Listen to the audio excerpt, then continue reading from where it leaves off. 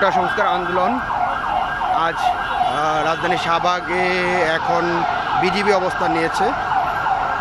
পুরো ক্যাম্পাসের প্রবেশ মুখ অর্থাৎ শাহবাগ মোড়ে বিজিবি বর্ডার গার্ড বাংলাদেশের টহল দেখা যাচ্ছে। বিপুল সংখ্যক পুলিশ শাহবাগ মোড়ে অবস্থান নিয়েছে।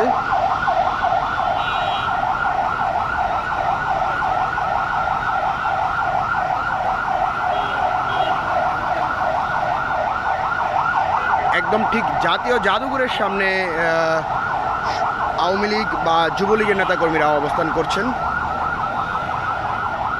বিপুল সংখ্যক গণমাধ্যম কর্মীরাও এখানে অবস্থান করছে। আমি সাংবাদিক এমদাদুল হক তুহিন আমার ফেসবুক ইউটিউব পেজ থেকে আপনাদের সর্বশেষ অবস্থা দেখানোর চেষ্টা করছি।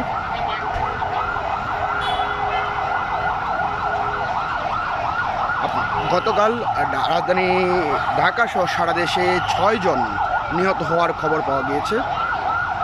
ঢাকা বিশ্ববিদ্যালয়ের অবস্থা এখনও থমথমে। জানা গেছে সর্বশেষ রাতে ঢাকা বিশ্ববিদ্যালয় থেকে সাধারণ শিক্ষার্থীদের অবস্থানও যেমন কম ছিল এবং ছাত্রলীগের নেতাকর্মীরাও ঢাকা বিশ্ববিদ্যালয়ে অবস্থান করতে পারেননি। আমরা একদম ঠিক এটা শাহবাগ থানার সামনে দেখতে পাচ্ছি যে বিজিবির গাড়ি এবং এই মুহূর্তে ঢাকা বিশ্ববিদ্যালয়ের ভিতরে র্যাবের কিছু টহল গাড়ি প্রবেশ করতে দেখা যাচ্ছে।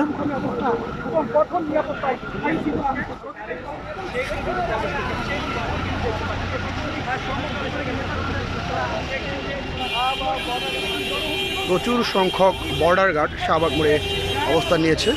আপনারা জানেন গতকাল রাজধানী ঢাকা সহ কয়েকটি জেলায় বিজিবি মোতায়েন করা হয়েছে।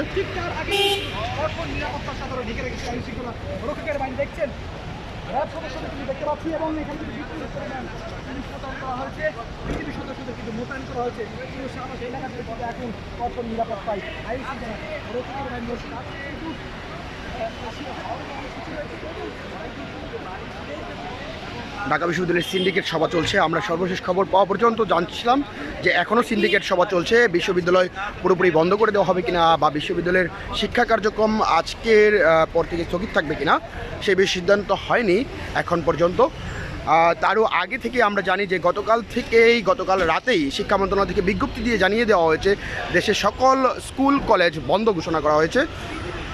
বন্ধ রয়েছে অন্যান্য পলিটেকনিক ইনস্টিটিউট সহ অন্যান্য শিক্ষা প্রতিষ্ঠানও।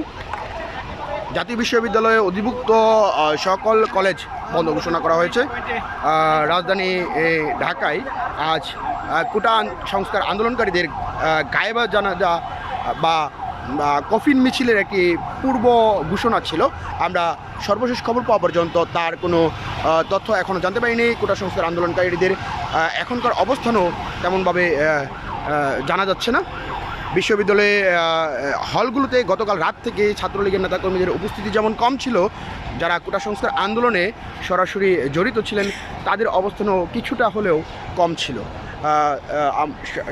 এমদাদুল হক তুহিন ইউটিউব পেজের সঙ্গে থাকুন, ইউটিউবের চ্যানেলটির সঙ্গে থাকুন, সাবস্ক্রাইব করুন। ধন্যবাদ।